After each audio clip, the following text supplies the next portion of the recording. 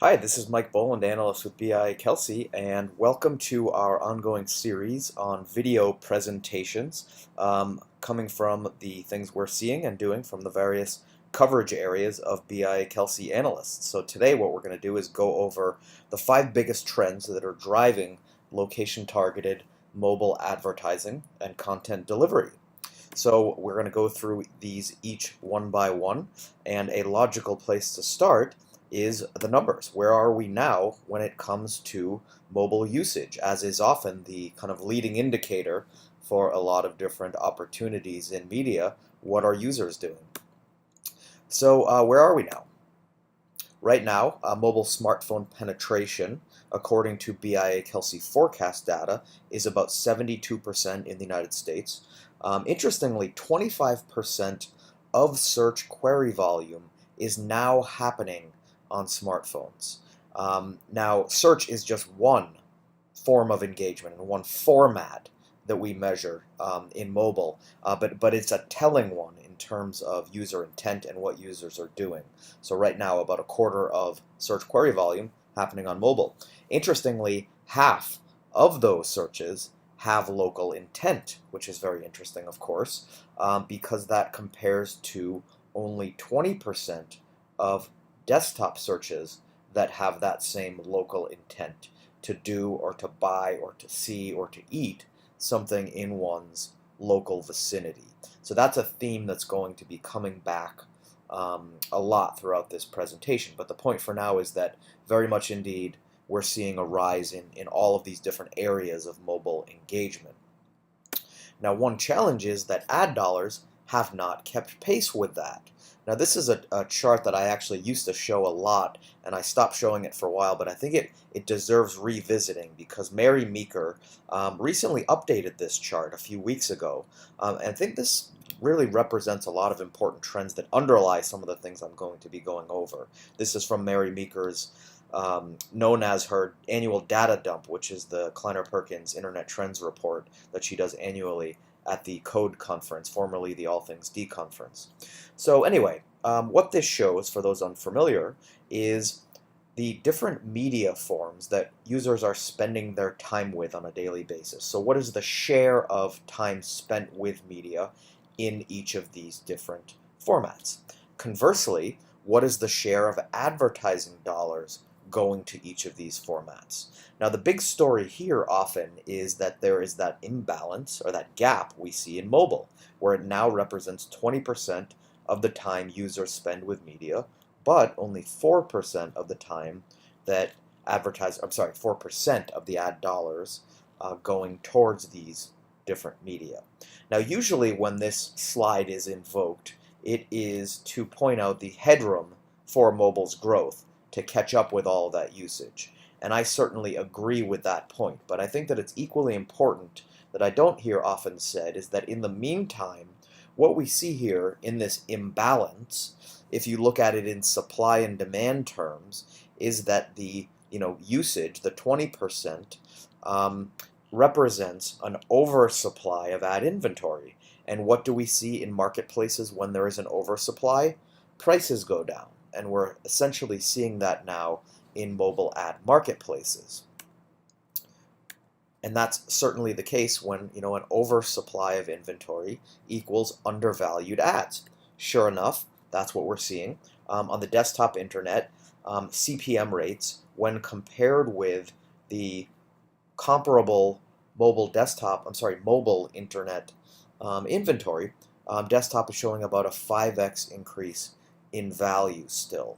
Now, there are a lot of different things that we believe are going to turn this around because this is actually a good thing for the buy side of the equation. So advertisers, agencies, demand side platforms, because it shows that they have access to undervalued ad inventory.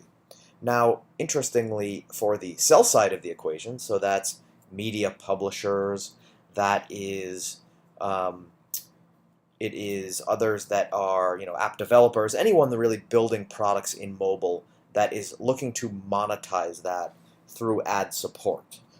That's what we're seeing right now happening with this kind of undervalued inventory. It's very much mitigating the monetization opportunity for those folks.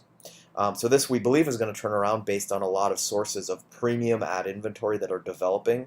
One example of that is native ads that we're seeing in a social context, such as Facebook's sponsored stories, which really work in a lot of ways to personalize ads in ways that are boosting their performance and thus um, their ad rates, which are very much demand driven. Another area which I'm going to zero in on that is one of those areas of premium advertising we believe we're going to develop are localized ads. So the question is, will local save the day in terms of that kind of imbalance we see between mobile ad supply and demand? So a good place to kind of start to unpack that is looking at BIA/Kelsey's forecast data, which shows that mobile ad revenues in the U.S. growing from 7.2 billion last year up to 30 billion in 2018. Now, in addition to that overall figure, this chart segments the portion of that ad spend that's going to geographically targeted or location-based ad campaigns. And we're going to get into some definitions of what we mean by that through a few case studies. But for now, it's most interesting to note that it is very much rising and taking over the lion's share, or at least the majority, of mobile ad spend by 2018. It's also very important, for the sake of definitions, to note here that this kind of portion of the ad spend that's going to location-targeted campaigns is a combination of small business advertisers and large advertisers that are localizing their campaigns in various ways. And it's actually, at this point in the early stages of mobile ads growth, very much the latter. It's very much the national advertisers that have larger budgets, that have resources, and that have marketing staff and tend to be earlier adopters of emerging ad media. But we believe that that will evolve over time. It's also very important to note here that what we're counting here does not include tablets. There is kind of a debate raging in the industry whether or not tablets should be lumped in with what we say is quote-unquote mobile. I believe strongly that because of the varying use case, user intent, and other dynamics of smartphones compared with tablets, they require different thinking when it comes to formulating ad and content delivery strategies. Therefore, the market sizing that we do in these types of slides should likewise be parsed. So what we're looking at here is smartphones. So really, why is that the localized portion of our mobile ad forecast growing like it is? And that's simply because mobile engagement equals local intent. I mentioned that stat earlier about 50% of searches having local intent. Our forecast data from Local Commerce Monitor is likewise showing this. Among all smartphone users, those that are using their devices daily for local offline shopping or to qualify local offline shopping and purchase decisions, over 40% of smartphone users are doing that on a daily basis, and that's actually growing year over year. It's also interesting to note, if we look at Google data and we look at searches, again, searches just being one kind of part of all of this, but one that's very indicative of kind of growth trends. Google reports that 73% of mobile searches trigger additional action and conversions. And it's interesting to note that some of those conversions are happening in areas that are very localized. Localized actions such as visiting a store, making a purchase, calling a business. Very tangible, very high valued, and very local types of actions when it comes to advertisers looking at this and discerning their ROI and driving leads to their businesses. Also importantly, among those conversions, so 73% of searches leading to conversions, among those, half of them are happening within an hour of the initial search, which is a very important point because it shows it proves out what we've been saying for years, which are mobile users are indeed high intent, they are indeed lower funnel, as we say, kind of at the later stages of that path to purchase, and therefore they're at key decision-making moments, so there are large opportunities to influence that key decision-making moment, and those that aren't doing that are really missing out on an opportunity to really meet users where the intent is happening and providing the content and the calls to action that capture that user intent. That's really becoming the name of the game. So the lesson there, capture that user intent. And the question is really, how is that happening? So this gets to some of the tactics that I alluded to earlier of what do we mean when we say location targeting. There are lots of flavors to that. At its very most basic level, it is the geo-targeting aspect of the campaign itself. Where are the ads showing up? In certain ads, in certain ad inventory, based on where a user is standing, based on a strategy about the different types of demographics that might be within certain areas, or it might be in proximity to a store location. The point is, it's a function of where the ad shows up. Equally important to where the ad shows up is what does the ad say. We're talking about things like proper calls to action, as I alluded to earlier, calling the store, getting directions. We're starting to see Google do a lot with local extensions, which provides the tool set for advertisers to upload all of their store locations, and wherever a user happens to be accessing an app or a search engine query, the closest store location, the closest correct phone number, the local exchange, and all that good stuff will show up. So that's very important in getting that stuff right. Another form of localization of ad units is product information. This is one that's really growing and is becoming more and more important because users are indeed lower funnel. They're past the research phases of looking for products. They know which product they want, and they're starting to get very specific about it in their search queries. So we're starting to see providers like Retailagents aggregate local point-of-sale inventory systems to be able to tell users within search results or within apps not just where the store is, but what products they carry and how many are on the shelf right now. That is really a kind of point of relevance that is really enticing users to kind of push them over the edge to convert.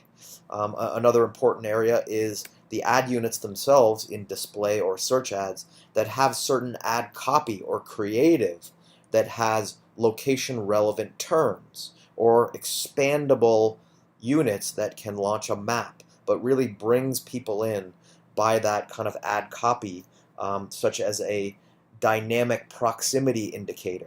So at any given time, it dynamically and programmatically states that you are currently 0.2 miles away from the closest Jack in the Box or whatever the case may be.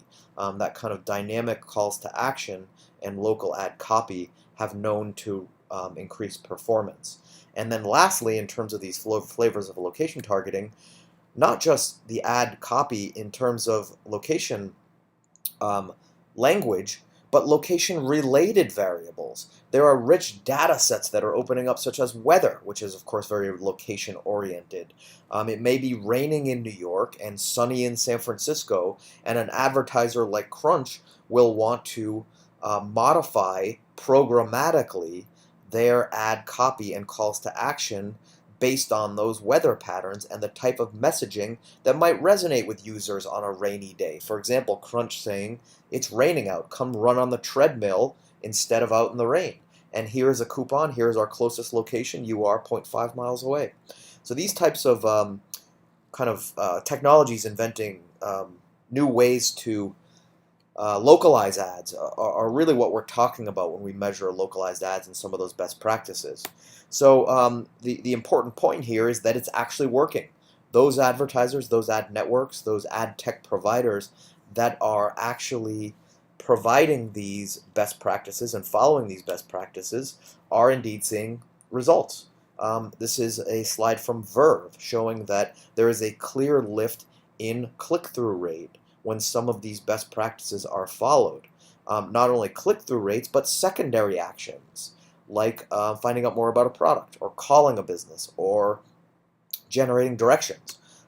That's very important, and XAD is another company that's big on these secondary actions. So they likewise are seeing, when they're localizing ads in different ways, that it's showing a higher click-through rate.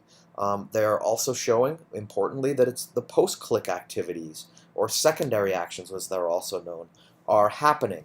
Things such as generating phone calls and generating directions.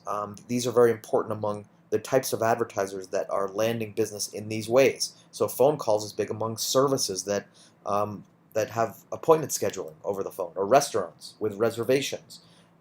Retail is big with store locators and generating directions, and these are very tangible activities for these types of advertisers. So how did Exad go about doing this? They had optimized landing pages that had calls to action front and center, local phone numbers, generating directions, and then also dynamic distance feed in the initial banner that really drew users in, showing them that they are X distance from any store, as I alluded to earlier.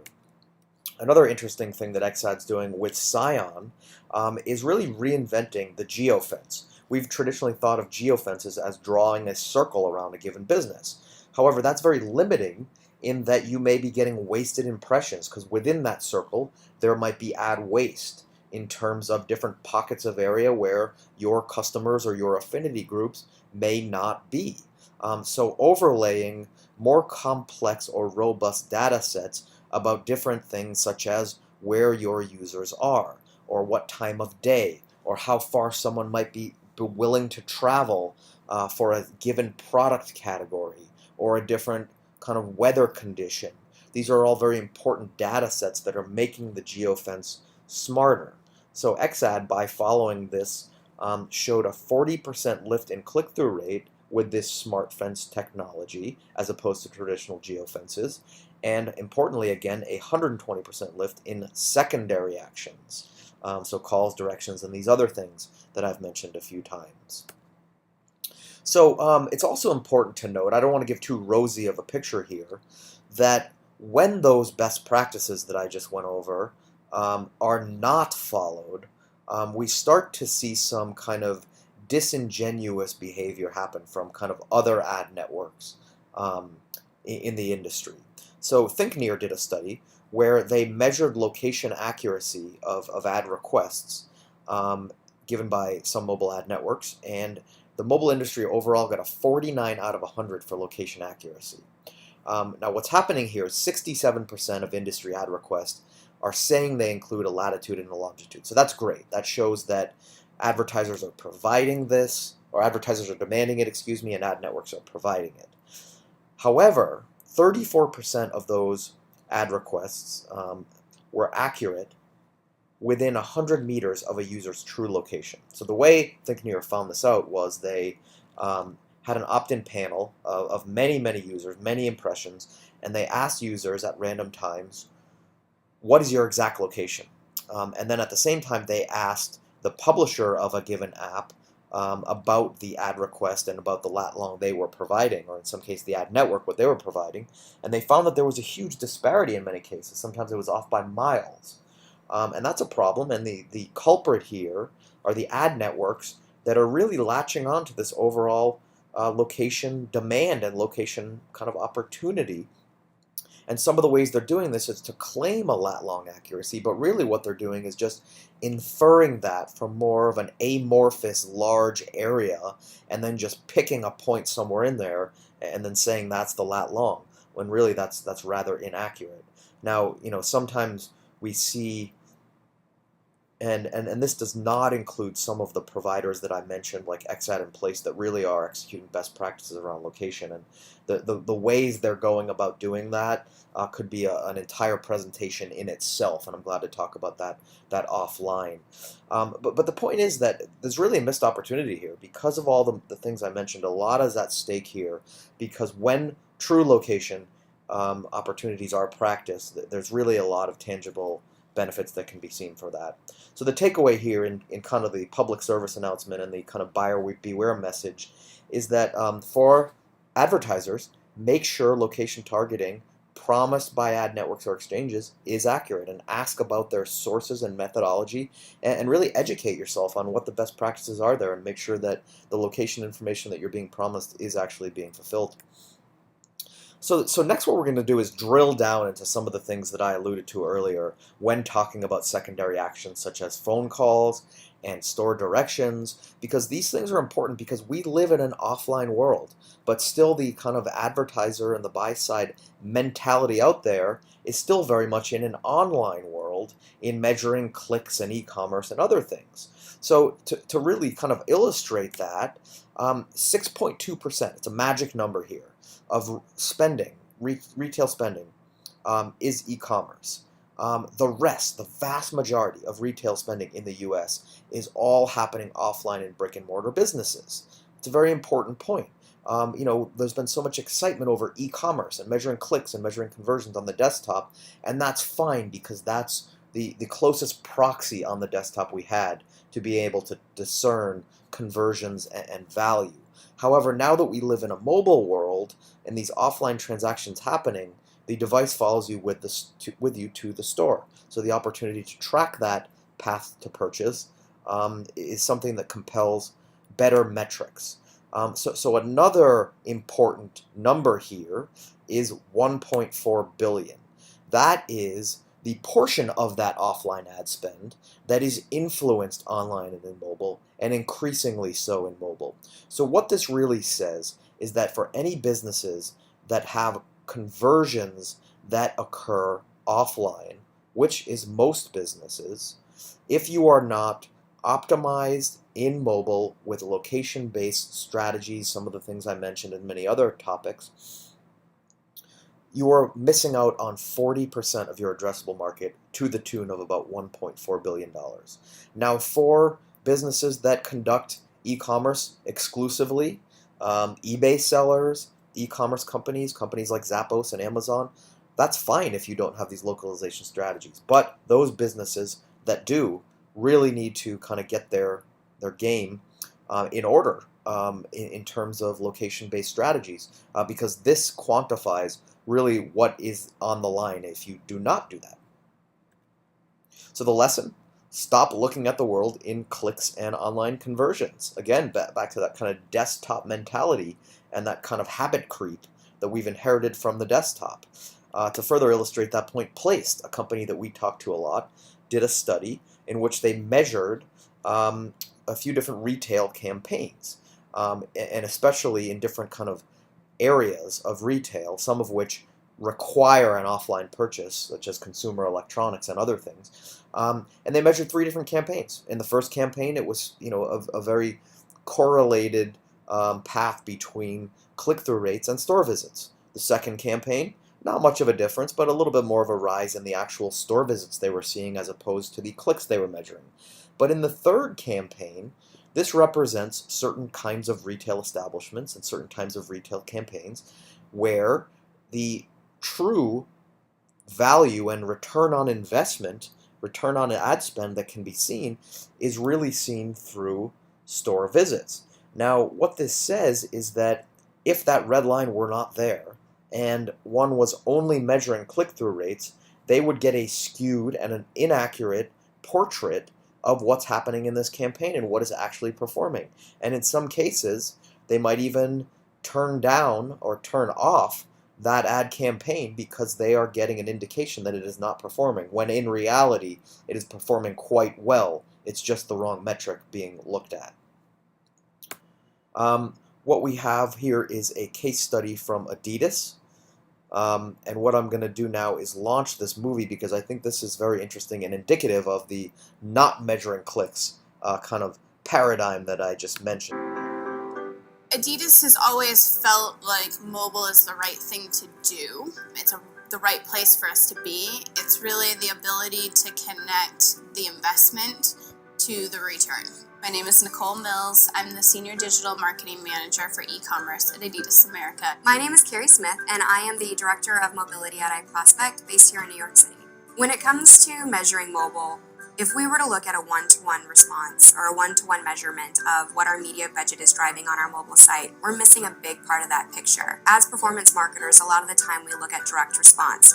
And what mobile is requiring us to do is redefine direct response. We're just noticing that a lot of people were finding stores using their device. So the central goals were for Adidas and iProspect to sort of come together and figure out a methodology to measure consumers on mobile devices coming into retail and purchasing product. When we worked with Adidas to figure out what this equation should be, we used a lot of their internal data. We were able to then apply that 1 in every 5 store locator clicks would result in a visit to a store. Based on that, we knew 13% of in-store visits would result in a purchase, and that average order value in-store was about $71. Because we knew that one person out of 5 every store locator clicks would actually go into store, it indicated a higher level of intent. So we applied a 20% conversion rate with an average order value of $80.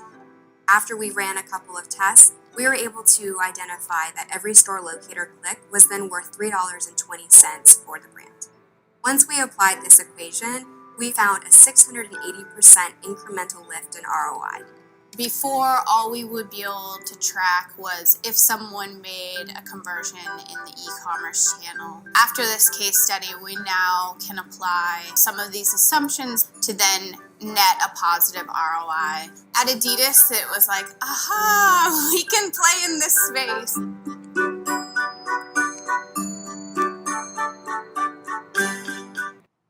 So there you have it.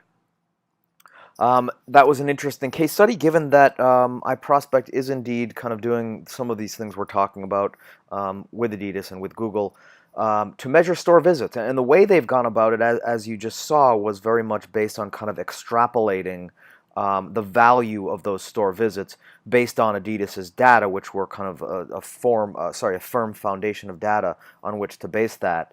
And this very much all relates to something that we've been looking at a lot lately. A BIA Kelsey paper not long ago covered this, which is attribution. And offline attribution is really what we're talking about here. And there are lots of different methodologies to do that. One we just saw. We're also seeing extrapolating performance via ad-exposed control groups, which is something Place IQ is doing with its place visit rate. Newstar is doing something that involves linking sales and ad exposure through data of census household data.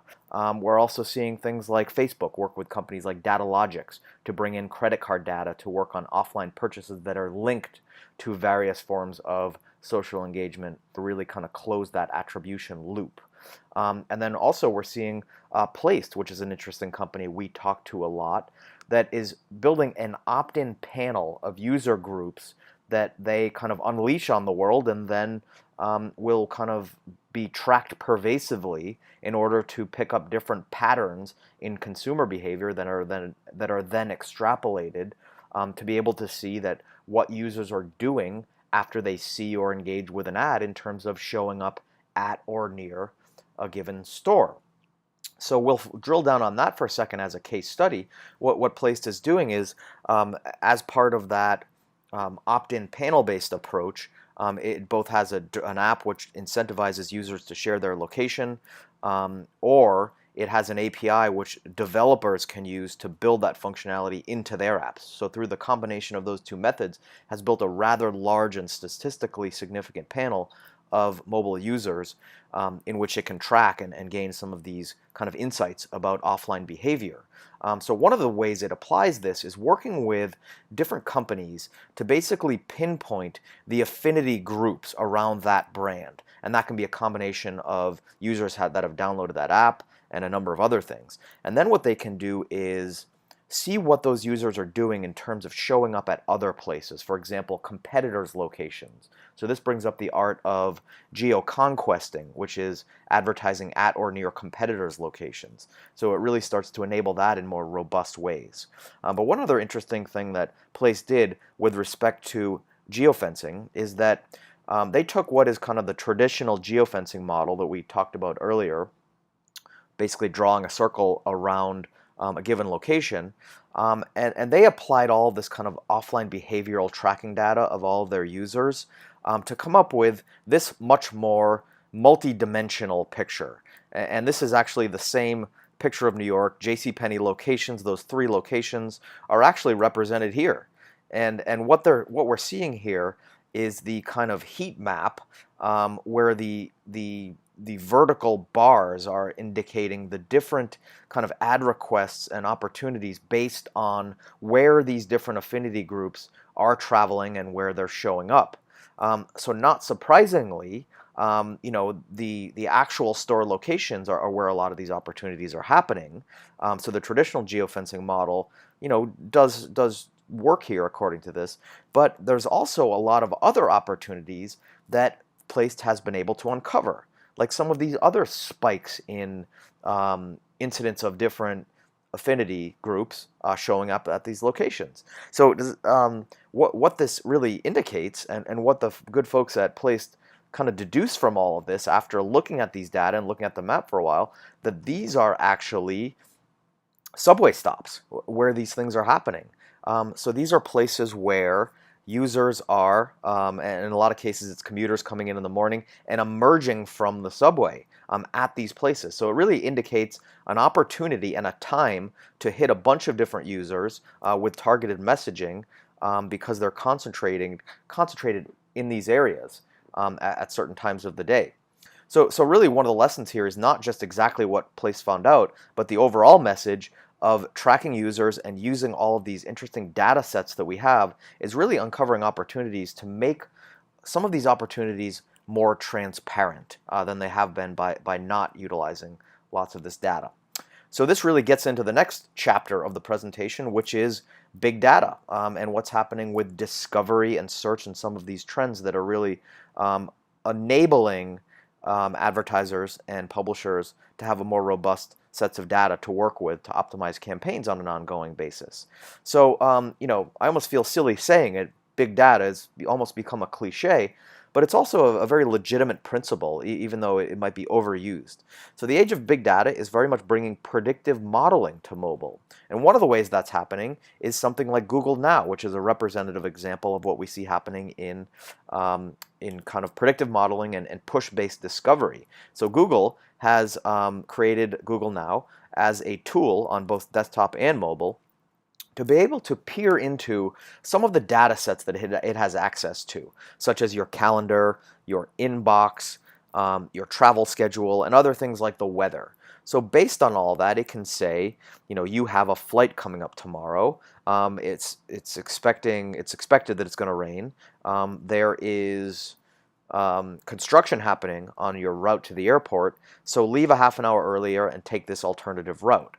That's just one small example. There are lots of different ways it's really kind of pushing things to users in a very user-centric utility, and that's the way it's kind of playing out now, but we believe that's the foundation for the next step, which will be a lot of commercial opportunities to push kind of relevant and hyper-targeted information to users, such as knowing their typical route to work and things such as deals on gas prices or other things that are related. So lots of interesting opportunities here. And really what this represents is the battle between search and discovery we've been kind of looking at over the last 5 years of growth of the smartphone and mobile behavior. And at the beginning, and still to this day, there's a lot of search happening. And we're looking at this in a very kind of desktop search-based kind of mindset. But increasingly, we're seeing discovery take over as a use case and as a way to push content to people. Google Now is one example of that. Another way this is playing out is push alerts. We did a recent webinar with Mobile Marketer on push alerts, and that, again, is a topic that can be kind of broken down in its own long presentation. So I'll just go over it briefly here.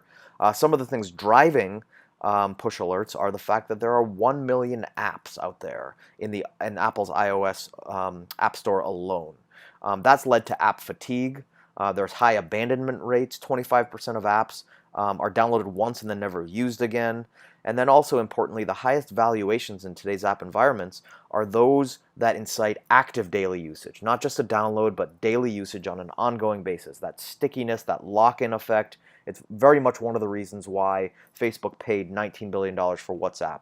That is the points of valuation that we're seeing in the mobile app world right now. And really that's a lesson in that engagement within the app, but also being able to engage users when they're not in your app. Based on the app fatigue challenge, there's only so many spots in one's home screen. So being able to meet users where they are at the home screen level or at the lock screen level through these push notifications. So this is becoming more and more important, and it will only grow in importance when we talk about the hardware that's going to start growing in adoption that has even less ability to navigate to apps and do search queries. Push messaging is going to become even more important. So I'm talking about wearables, biometric interfaces, things like Google Glass, and Also in retail environments where beacons are really much picking up, it's going to be very much based on using the kind of OS resident push notification system. So this is very much an important area to focus on for anyone that's in mobile marketing. Along with this kind of discovery trend is also an interesting phenomenon happening, is that the UI and the content delivery are transforming. So in the same way that search is replaced by discovery, search engine results pages are being replaced by card interfaces in many cases. So card swiping is natural to humans' opposable thumbs. And it invites easy interaction and therefore more inputs by which to model ongoing behavior and personalization and ad targeting. There's really a lot of affinity that can be discerned from the activity within a lot of these card-based interfaces. So we're seeing things definitely move in that direction, and not just apps, but ad units that are expandable and allow users to kind of swipe through things to indicate their intent or indicate their navigation through finding things they want, whether it be an app or an ad unit. So that brings us to the last chapter here. And fittingly enough, it is about payments, which is the last stage in the purchase funnel. So a good place to end off, perhaps. So payments, we talked a lot about attribution and where search and discovery are going. Payments really kind of ties that all together and closes the loop at the kind of the end of the funnel. But we're seeing a lot of excitement around payments, and I'm actually going to take more of a bearish look at this than you might have heard elsewhere. Mobile payments, on the bright side, do indeed have the promise of closing the loop on conversions. It's the holy grail of advertising, and it's the famous John Wanamaker quote, "Half the money I spend on advertising is wasted. The trouble, I don't know which half." This really starts to indicate which half. For a long time on the desktop, we had clicks, which is very performance-based. We've talked about things today like calls, store visits. That's great too. It's getting us closer and closer to that cash register. Payments obviously are going to be that kind of last mile to the cash register. However, there's a big but here.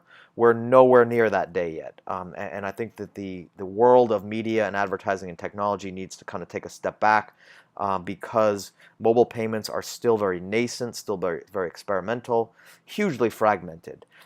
We talk about chicken and egg challenges a lot. This is an area for which the chicken and egg challenge is prevalent. At the POS level with retailers, they need to invest in the compatible hardware, but before they do that, they need to know or be incentivized by the fact that a large percentage of the customer base is compatible with that in terms of things like Bluetooth-enabled apps and things that will work with iBeacons and other things. About 2 years ago, this discussion revolved around NFC, and I don't believe that's going to be the case. But the point is, regardless of the hardware platform, the compatibility at the store level and at the user device level have to match, and that's a chicken and egg challenged problem. So because of that, I think the winners in mobile payments are going to be those that can more quickly build that network effect and get over that hump of the chicken and egg challenge by utilizing their existing installed bases of billing relationships and compatibility. And by that I mean companies like Apple with 800 million iTunes accounts, and Amazon similarly doing some interesting things, and it launched its smartphone yesterday, which opens up a lot of possibilities. So what are the things that are actually not doing it right in mobile payments? They all kind of fall into one categorization, which I see as the biggest fail factor in technology, generally speaking, but it's very prevalent in mobile payments, which is solutions in search of problems. So we keep forgetting that payments paying with cash or credit card ain't really broke. And that's not a pain point that is in dire need of solving when you look at all the money and excitement that's going into mobile payments. Sure, we sometimes gripe about carrying around cash or credit cards, but it's just really not that bad. So the winners in mobile payments will solve true pain points.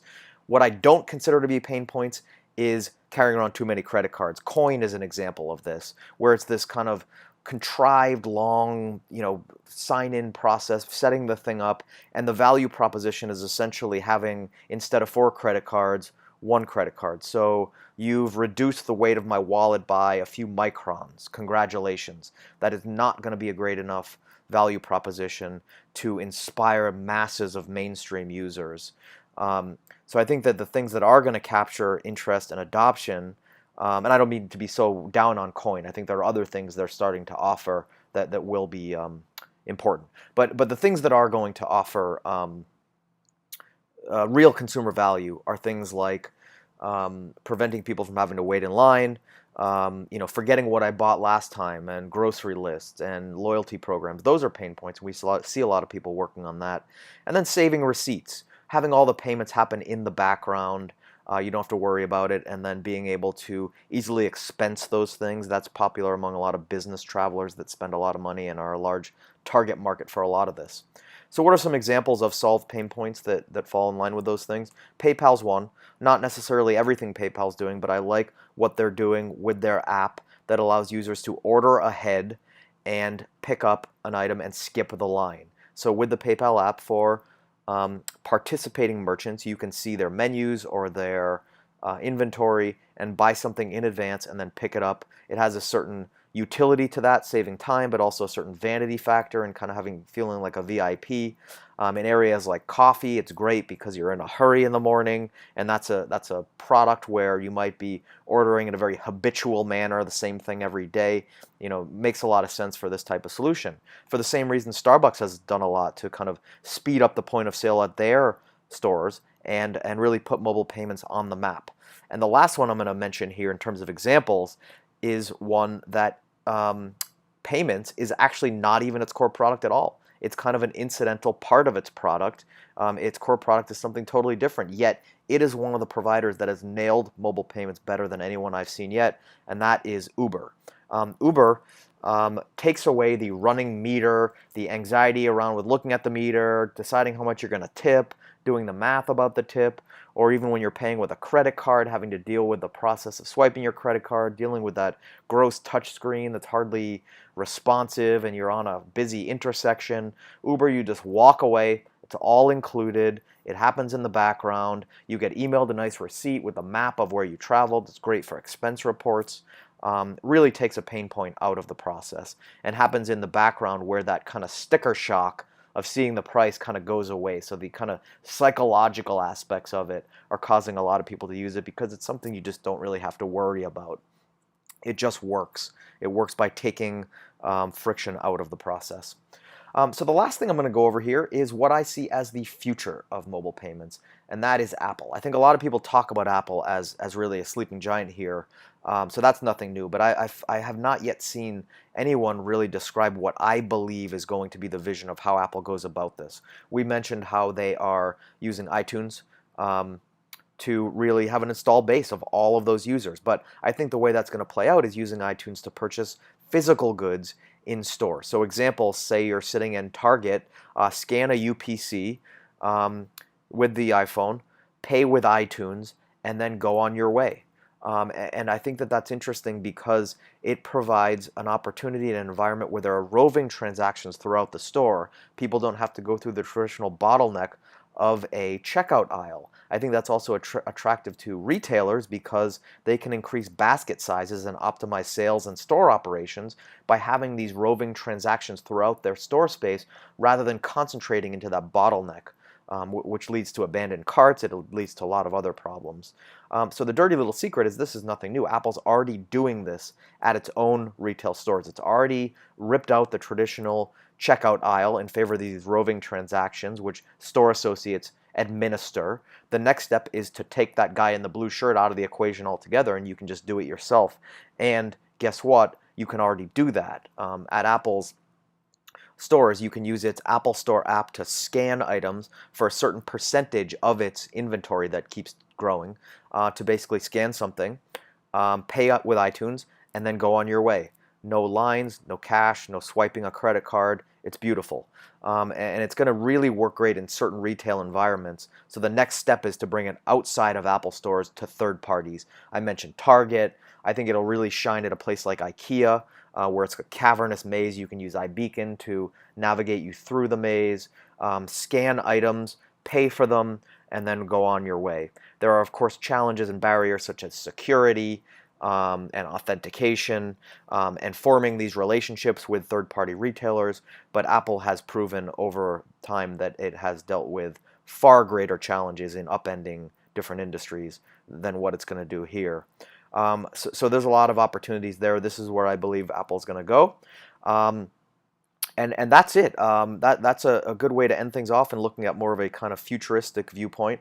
My email is here if you end up with this presentation and want to engage further. There are a lot of different areas we covered in this presentation, and the goal is to have that be a conversation starter, to drill down into all of those different areas, because each one of them really represents an entire long discussion in itself. So I'm Mike Boland. I appreciate your time. I hope this was educational for you, and I hope to hear from you soon. Thanks a lot, and we'll catch you next time.